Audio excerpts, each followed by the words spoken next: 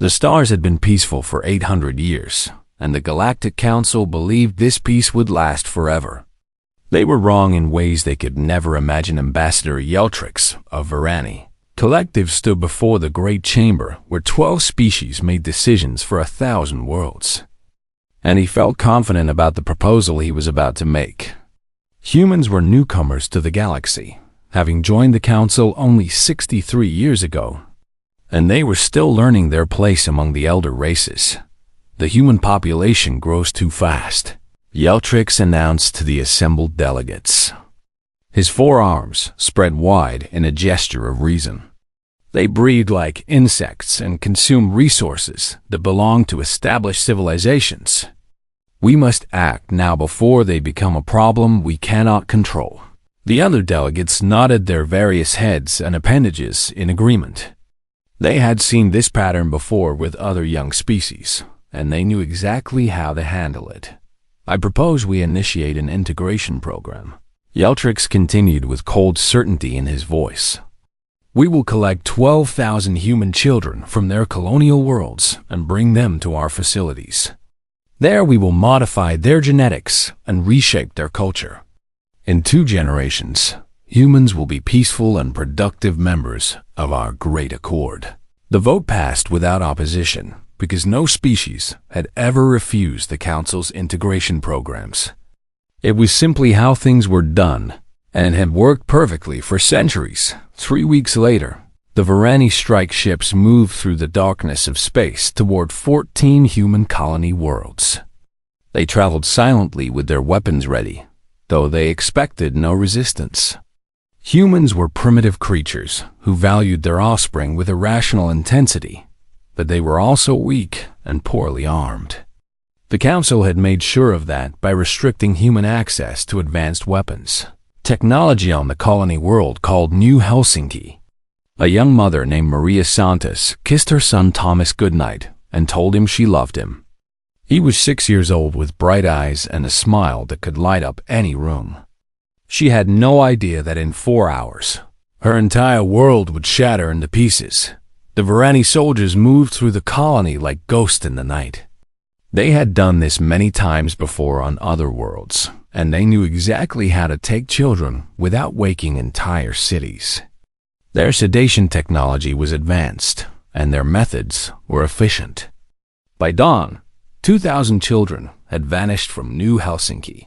Alone Maria woke to find Thomas gone and a Council notice on her communication screen. It explained in cold official language that her son had been selected for elevation to Council standards and that she should feel honored. It told her not to worry because her child would receive the finest care and education. It thanked her for her contribution to galactic harmony. She screamed until her throat bled across 14 worlds. The same horror repeated itself. Parents discovered empty beds and official notices. They found toys left behind and small shoes that would never be worn again. They found Council soldiers standing guard at spaceports, preventing any pursuit. They found that their government had been told nothing and could do nothing. The human colonial governors sent desperate messages to Earth, demanding answers and action. Military commanders shouted for immediate response. Civilians gathered in the streets with rage burning in their hearts. Everyone expected their leaders to do something, to say something, to fight back against this unforgivable crime. But Earth said nothing for 72 hours.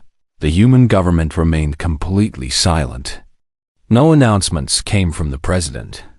No statements came from the military.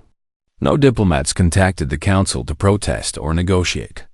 The communication channels that connected humanity to the rest of the galaxy continued to broadcast weather reports and entertainment programs as if nothing had happened. Ambassador Yeltrix monitored the human response with growing satisfaction. He had expected more noise, more threats, more of the emotional outbursts that humans were famous for.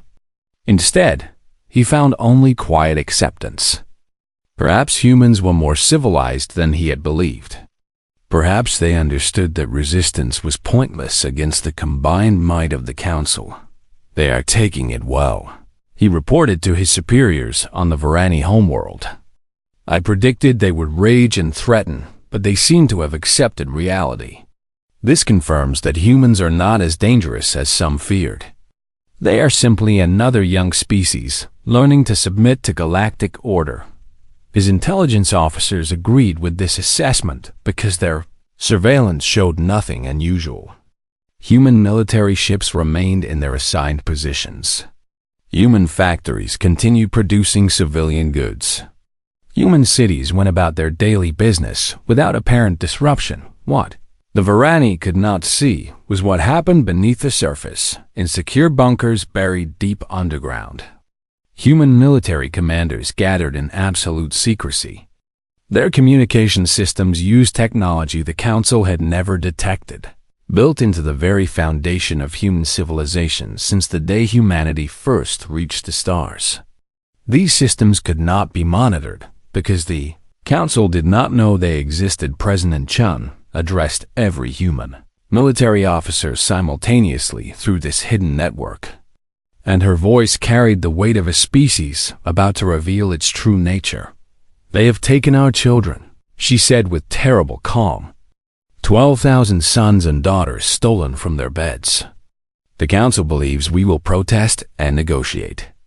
They believe we will accept this crime as the price of galactic membership. They believe we are like the other species they have conquered through integration. She paused to let her words sink into the hearts of every listener. They are about to learn how wrong they are, across human space. In shipyards hidden inside asteroids and facilities buried beneath frozen moons. Machines that had waited for decades began to activate. Weapons that violated every Council treaty powered up for the first time.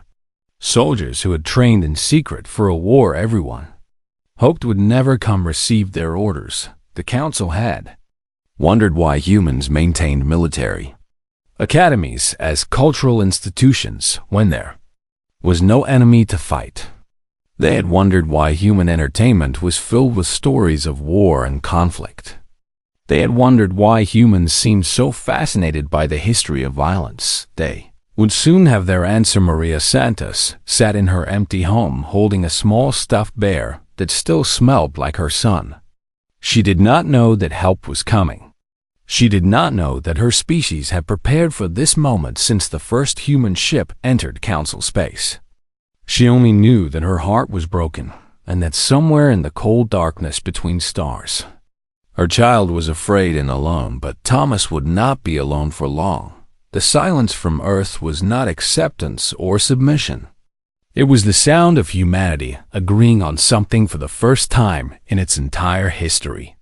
It was the sound of old enemies becoming allies and political divisions disappearing overnight. It was the sound of a species that had finally found a reason to show the galaxy what it truly was. And when the silence ended, the galaxy would never be the same again. Admiral Helena Vance had served in the human military for 47 years, and she had waited her entire career for an order she hoped would never come. Now that order sat on her screen, authorized by every level of human government. And she felt something she had not felt since she was a young officer. Pure and righteous fury. She stood before the largest gathering of military commanders in human history. Every fleet admiral, every ground force general, every special operations commander, every intelligence director. They were connected through the secret network that humanity had built and hidden from the Council since the very beginning. 72 hours ago, the Varani Collective took 12,000 of our children, she began, her voice steady as stone. They did this with Council approval under something they call an integration program. They plan to alter our children genetically and mentally until they are no longer human. They plan to use our own sons and daughters as tools to control us. The commanders listened in absolute silence because they already knew these facts. What they needed now was direction. The Council believes we will negotiate because that is what every other species has done. Vance continued. They believe we will count the cost of war against their combined fleets and decide that sacrifice is acceptable. They believe we are rational creatures who will choose peace over the lives of 12,000 children. She allowed herself a cold smile. They have made a terrible mistake. General Marcus Stone, commander of all human ground forces, stepped forward to present the intelligence briefing. Holographic displays filled the air with images of Council military installations, fleet positions, and defensive networks. The Council has not fought a real war in 800 years, Stone explained. Their weapons are outdated. Their tactics are theoretical. Their soldiers have never faced combat. They have become so confident in their superiority that they stopped preparing for the possibility that someone might challenge them. He pulled up images of Varani warships and defensive stations. Their most powerful fleet could not defeat a single human carrier group. Their ground forces have never trained against an enemy that shoots back. Their intelligence services are designed to monitor trade disputes and minor political disagreements, not to detect military preparations. Admiral Vance nodded at this assessment. For 63 years, we have played the role of primitive newcomers learning to fit into galactic society. We signed their treaties restricting weapons development. We limited our fleet sizes to their approved numbers. We pretended to be impressed by their ancient technology and grateful for their guidance. Her expression hardened into something that made even veteran officers feel cold. It was all a lie. In the asteroid belt between Mars and Jupiter, massive doors that had been sealed for decades began to open. Inside the hollowed rocks, shipyards that officially did not exist revealed their contents. Warships, unlike anything the galaxy had ever seen, floated in perfect formation, waiting for crews that had trained in secret for this exact moment. The ships were beautiful and terrible. Their hulls were designed to absorb and redirect energy weapons. Their engines could push them faster than Council physics said was possible. Their weapons could crack planets and turn stars into bombs. Humanity had signed treaties banning these technologies, and humanity had ignored those treaties completely on frozen moons throughout the outer solar system. Underground facilities activated for the first time since their construction. These bases held soldiers who had volunteered for the most difficult duty any human could accept. They had trained for years without seeing their families, without contacting the outside world, without any guarantee they would ever be needed. Now their time had come. Colonel Sarah Chun received her orders in one of these hidden facilities.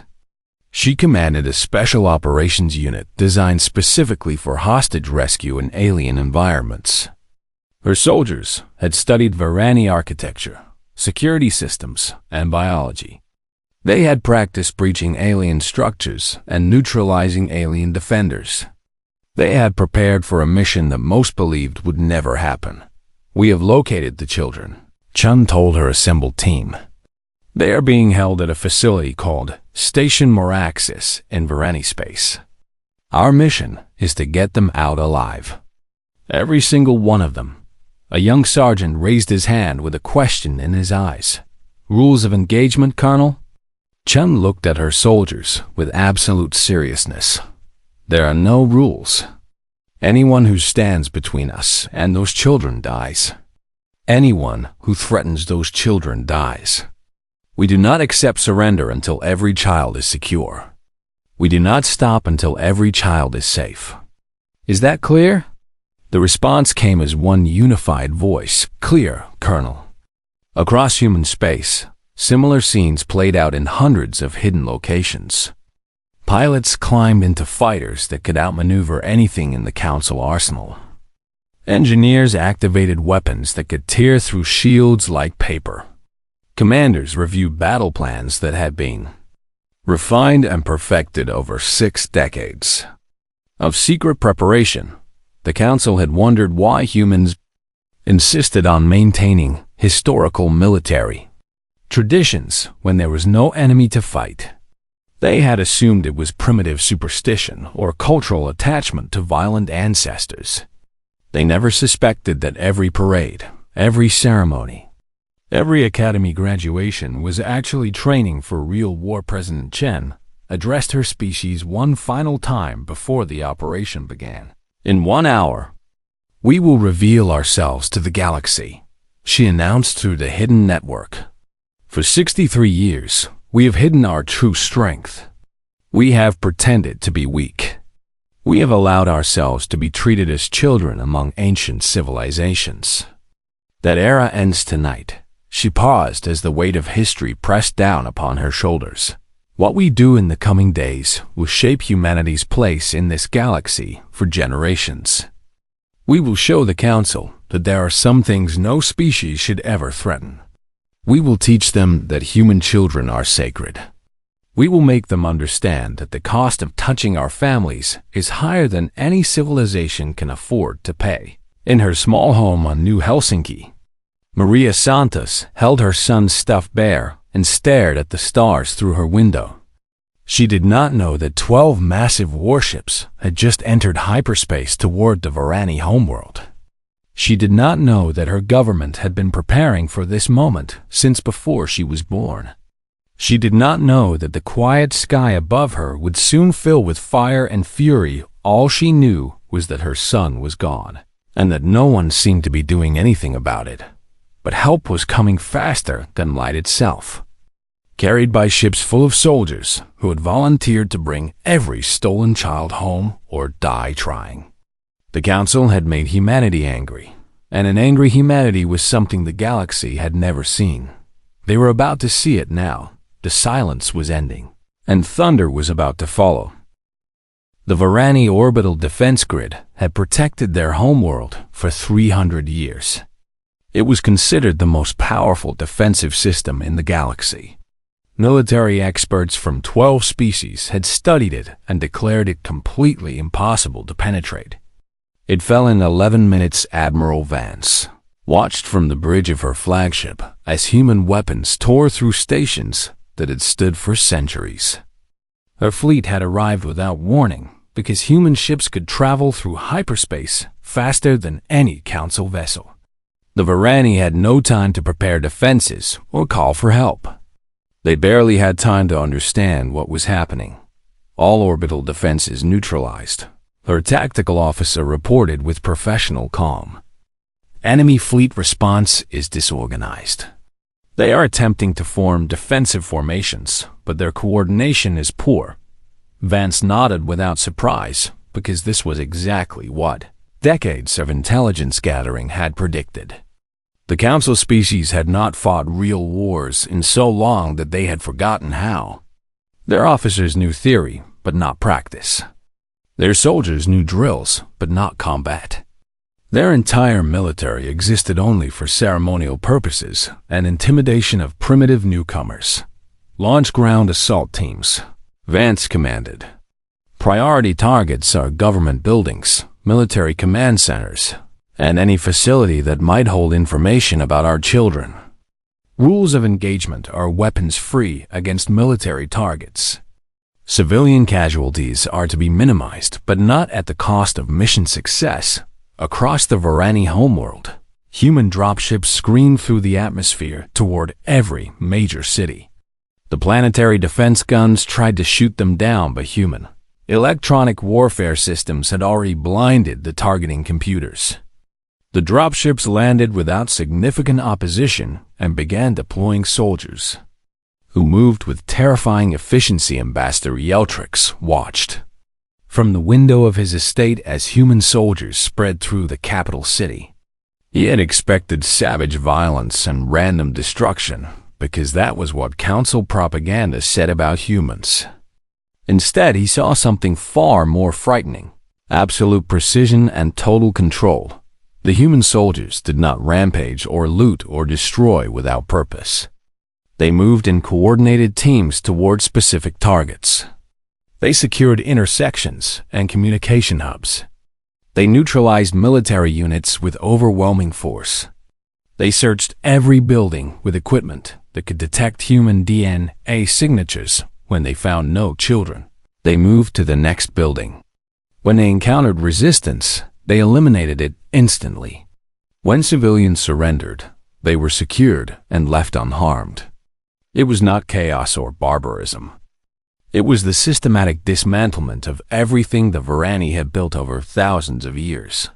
A team of human soldiers breached the walls of Yeltrix's estate within hours of landing. He expected them to kill him because he was the one who had proposed the integration program. Instead, they searched his home with their scanning equipment, found no children, and left without saying a single word. They did not need to speak because their silence said everything. He was not important enough to kill. He was not a threat worth addressing. He was simply an obstacle that had been searched and dismissed. That dismissal terrified him more than violence ever could across the galaxy. Human fleets struck simultaneously at every council species that had participated in taking the children. 12 civilizations found themselves under attack at the same moment by forces that should not have existed. Rathani hegemony had the largest military among the council species, but their warships were designed for intimidation rather than combat. Human missiles tore through their shields and human guns shattered their hulls. Within hours, the Rathani fleet had been reduced to scattered survivors fleeing toward the outer colonies. The Garath Dominion had once been great warriors before 8 centuries of peace made them soft. Their ancient martial traditions had become ceremonies and tournaments with blunted weapons. When human soldiers landed on their worlds, Gorath warriors discovered that real combat was nothing like their ritualized games. Many surrendered after the first engagement because they recognized true warriors when they saw them. The crystalline minds were the most intelligent species in the council, capable of calculating probability with perfect accuracy. They analyzed the human assault within minutes and reached an immediate conclusion. Continued resistance meant extinction. Before their worlds could be attacked, they transmitted a complete surrender and offered to help locate the stolen children species that had maintained galactic order for 800 years found themselves powerless against an enemy they had dismissed as primitive. Their combined fleets could not match human firepower. Their ground forces could not match human training. Their strategies could not match human adaptability. The Council's emergency session was chaos and terror given form. Delegates screamed at each other in languages that automatic translators could barely keep up with. Accusations flew between species that had been allies for centuries. Ancient agreements shattered as each civilization tried to save itself from human fury. We must unite against this aggression, the Rathani delegate shouted. If we combine our remaining forces, we can still resist. Resist what exactly? The Gorath representative responded with bitter laughter. Our entire home fleet was destroyed in 2 hours. Humans control our orbital space. They could burn our cities from above whenever they choose. Resistance is no longer possible. Then we negotiate. Another delegate suggested desperately. We return the children and offer compensation. Surely humans can be reasonable. You do not understand, said the representative of the crystalline minds with cold logic. We have analyzed human behavior patterns. They are not attacking to gain advantage or extract concessions. They are attacking because we hurt their children. This is not politics or strategy. This is punishment. The word hung in the air like a death sentence. They will not stop until they have recovered every child. The crystalline being continued. They will not negotiate until their children are safe. They will not show mercy until their children are home. And after that, they will reshape this galaxy to ensure this never happens again. Somewhere in Varani space, Station Meraxes still held 12,000 human children in cells designed to break their spirits and remake their identities. The children did not know that help was coming. They only knew fear and confusion and the desperate hope that someone would save them, but human special forces were already on their way, traveling through hyperspace toward the most important mission in human history. Every soldier on those ships had volunteered knowing they might not survive. Every soldier carried images of the children they were coming to rescue. Every soldier had one simple order: bring them home. The galaxy was breaking apart around them. Centuries of peace shattering into pieces that could never be reassembled. The Council's perfect order was dying, killed by one terrible miscalculation. They had touched humanity's children, and now they would learn what that mistake truly cost. Colonel Sarah Chun had studied the layout of Station Meraxis for 3 years, memorizing every corridor and access point until she could navigate the facility blindfolded. Now she crouched in a breaching pod, hurtling toward the station at speeds that would kill anyone without military-grade acceleration dampeners. Around her, 200 of the finest soldiers humanity had ever produced prepared for the most important mission of their lives. 30 seconds to contact, the pilot announced through the internal communication system. All teams confirm ready status. 6 team leaders responded with calm professionalism despite the terror and determination burning in their hearts. These soldiers had volunteered for this mission, knowing they might not survive. Many of them had children of their own back on human worlds. All of them understood what was at stake. The breaching pod struck the station hull like fists from an angry god. Cutting lasers activated instantly, slicing through metal that the Varani considered impenetrable. Human engineers had studied Council construction methods for decades, and they knew exactly where the weak points were. Within seconds, the pods had created entry points, and soldiers were flooding into the station. Chen led her team through a maintenance corridor toward the detention level where intelligence indicated the children were being held. Varani security forces tried to stop them, but these guards had never faced real combat. They hesitated when they should have fired. They panicked when they should have coordinated. They died when they should have surrendered. Contact front, a soldier called out as Varani defenders appeared at the end of a corridor. Gunfire erupted in the confined space. Alien bodies fell. Human soldiers advanced without slowing. Chun felt nothing but cold focus as her training took over. She had killed before in simulations and exercises, but this was different. These aliens had taken human children. These aliens had planned to destroy young minds and reshape them into something inhuman. These aliens deserved no mercy and would receive none. Her team reached the detention level in under 4 minutes, faster than the most optimistic projections. The main security door was sealed and reinforced, designed to hold against any assault for hours. The human demolition specialist placed charges that would have been banned by 17 council treaties and stepped back with professional calm. Fire in the hole. The explosion was contained and directed. A shaped charge that turned the door into fragments without damaging the structure beyond. Smoke filled the corridor. Alarms screamed throughout the station. Chung led her team through the breach and into the detention block. What she found made her heart break and her fury burn hotter. 12,000 children, ages 4 to 12, held in sterile white cells designed for psychological breakdown. The integration program had not progressed far, but the children had already been separated, isolated, and terrified. They sat alone in rooms without windows or comfort, waiting for procedures they could not understand. They had been crying for parents who could not hear them.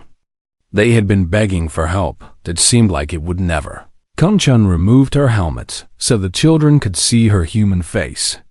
She knelt before the first cell, where a small girl sat huddled in the corner, with tears streaming down her cheeks. "Hey, sweetie," Chun said with gentleness that seemed impossible from someone who had just killed her way through a space station. "My name is Sarah. I am here to take you home to your mommy and daddy. You are safe now.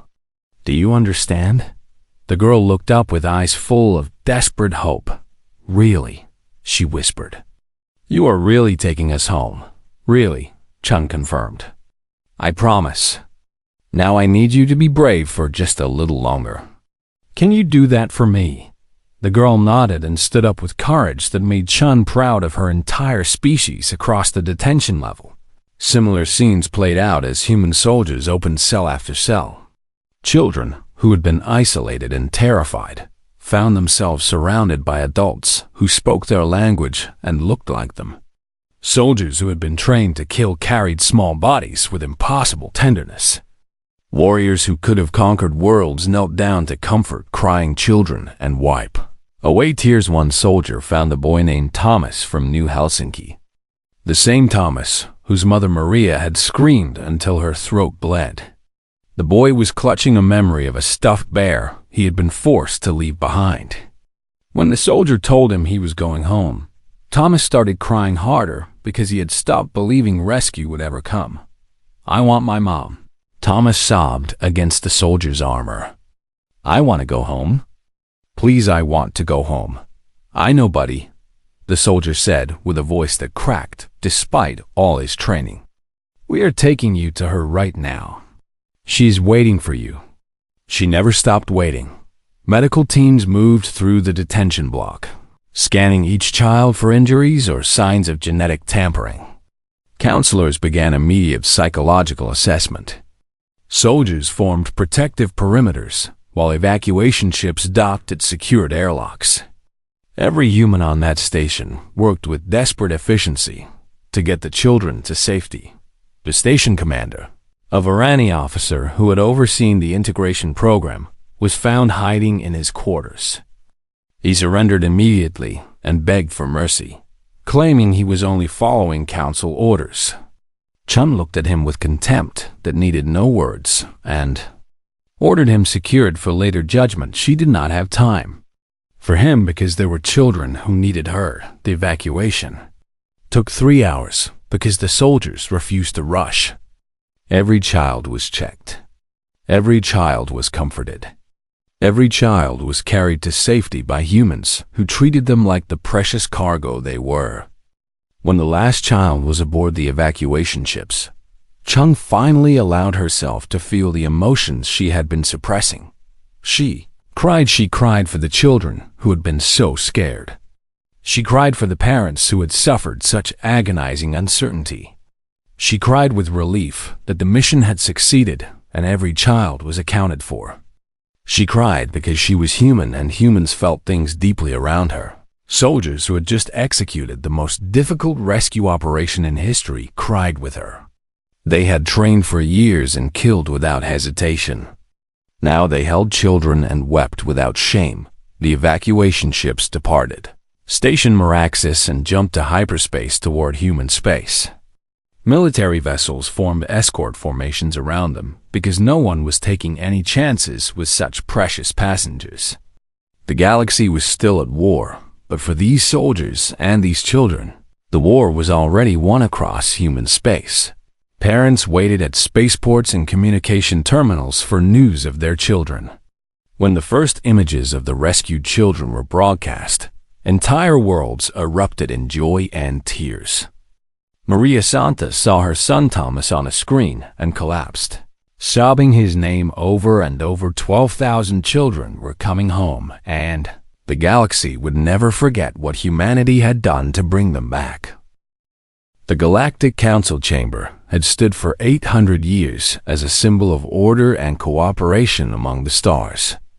Now it felt like a tomb for a civilization that had died without realizing it was sick.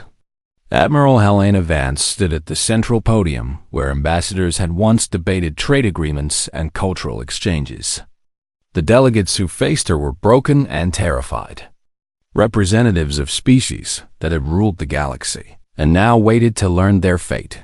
"You are wondering why you are still alive." Vance began without greeting or ceremony. "Your worlds are occupied. Your fleets are destroyed. Your governments exist only because we allow them to exist. By every measure of power and capability, you have been defeated completely. No one argued because no one could. You are alive because we are not monsters." Vance continued. "You expected us to burn your worlds and exterminate your species because that is what you would have done in our position. You expected revenge without limit because you cannot imagine responding to such an offense with anything less. You were wrong about us then, and you are wrong about us now. She paused to let her words settle into minds that were struggling to understand. We do not want to rule your species or destroy your civilizations. We do not want eternal war or permanent occupation. We want something much simpler. We want our children to be safe. We want our families to be protected. We want to live among you without fear that you will hurt the ones we love. Ambassador Yeltrix, stripped of his authority, but allowed to attend as a witness to history, found the courage to speak. Then what do you want from us? He asked. What price must we pay for what was done? Vance looked at him with eyes that held no hatred, only cold determination. The integration programs end today and forever. Every species that participated will pay reparations to the families whose children were taken. The amount will be calculated based on your economic capacity, not on the value of human lives, because human lives cannot be measured in currency. She activated a holographic display showing the new political structure she was proposing. The Galactic Council as you knew it is finished. A new governing body will be established with human oversight of military matters and child welfare policies. Any species that threatens human children in any way, for any reason, will face immediate and overwhelming response. You are making yourselves rulers of the galaxy. A Rethani delegate protested weakly. No, Vance replied. We are making ourselves guardians of our own. You may continue to govern yourselves and make your own decisions about your own affairs. We do not care about your internal politics or your economic systems or your cultural practices. We only care that you never threaten our families again. She stepped closer to the assembled delegates, her voice dropping to something almost gentle. Let me explain something you clearly do not understand. For 63 years, we hid our true capabilities because we wanted peace. We signed your treaties and followed your rules because cooperation was better than conflict. We pretended to be weak because strength invited challenge, and we had no desire to fight. Her tone hardened again. You could have left us alone. You could have allowed us to grow and contribute to galactic civilization as partners and equals. Instead, you decided to take our children because you saw our emotional bonds as weakness to exploit. You made us show you what we truly are. And now you must live with that knowledge, the crystalline mind. Representatives spoke with the logical clarity that defined their species. You planned for this possibility from the beginning. They observed. Your hidden weapons and secret fleets were not built for conquest. They were built for defense of your species against exactly this kind of threat. You prepared for betrayal even while participating in our peaceful order. Yes, Vance admitted without shame. Our history taught us that peace is never guaranteed. We have fought each other for thousands of years before achieving unity. We know what happens when civilizations become complacent. We knew that someday someone would threaten what we hold most dear. And you waited for us to make that mistake. We hoped you would not. We genuinely wanted to believe the Council's promise of eternal peace. But we prepared for the alternative because our children were too important to leave unprotected. The delegates absorbed this truth in silence. They had believed humans were naive newcomers who could be manipulated and controlled. Instead, they had been living alongside predators who chose to appear harmless while building the capability to destroy them on the colony world of New Helsinki. Maria Santos held her son Thomas for the first time since his abduction. She could not stop crying. She could not stop holding him. She could not stop saying his name over and over, as if it were a prayer of thanksgiving. Thomas had changed during his time in captivity. He had nightmares now, and sometimes he woke screaming for help. But he was alive, and he was home, and his mother would never let him go again across human space. Similar reunions brought healing to families that had been shattered. 12,000 children returned to parents who had feared they would never see them again. Communities that had been devastated by loss celebrated with joy that could not be contained. Humans who had never met each other embraced as family because they understood what had been saved. The psychological scars would take years to heal.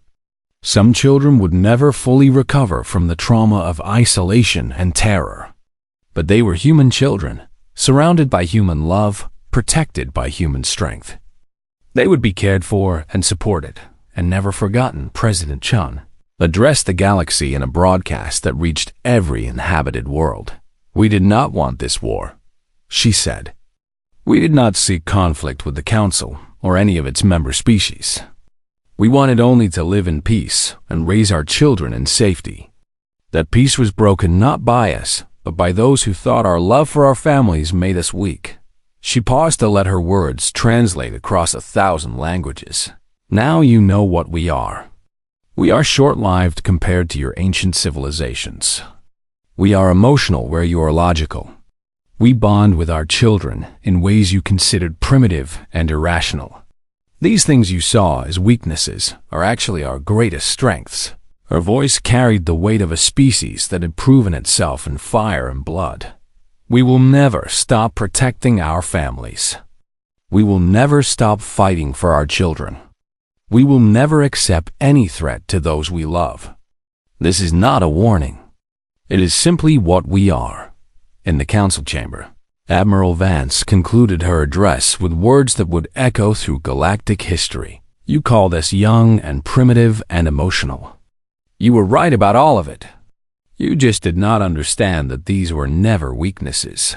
She turned and walked away from the podium, leaving the shattered council to contemplate a galaxy that would never be the same. The humans had come for their children, and they had changed everything.